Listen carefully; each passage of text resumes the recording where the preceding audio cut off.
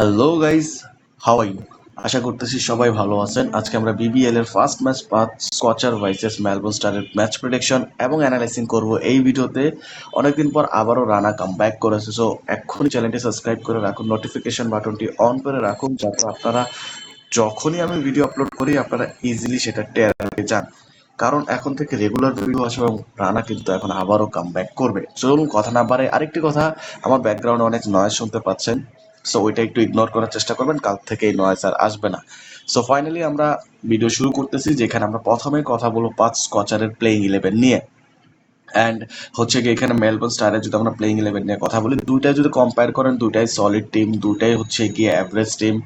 But আমার মনে হয় পাঁচ স্কচারের হচ্ছে গিয়ে একদম বটম নেক পর্যন্ত পুরো টপ নচ আছে, যেখানে আমার মনে হয় মেলবোর্ন স্টারের একটু এখানে প্লেইং স্টার নিয়ে ভাবা উচিত। কারণ এখানে যে প্লেইং স্টার তারা খেলাইতেছে এই গেমটিতে, তাদের আমার খুব একটা ভালো লাগে নাই।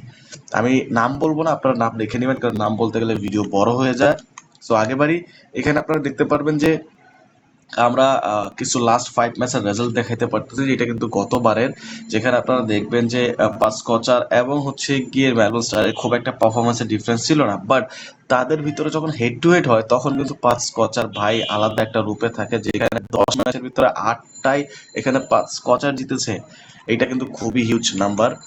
এখানে যদি আরো দেখেন, এই গ্রাউন্ডে ওভারঅল কিন্তু 30% ম্যাচই দুই টিমই জিতে, বাট যখন এদের head to head on ground হয় তখন কিন্তু এখানে বলতে পারেন যে 80% ম্যাচ কিন্তু এখানে পাঁচ স্কচার জিতে। আর এখানে বৃষ্টি হওয়ার কোনো সম্ভাবনা নাই, সুন্দর ওয়েদার থাকবে, 25 ডিগ্রি সেলসিয়াসের আশেপাশে পাঁচ স্কচারে থাকবে।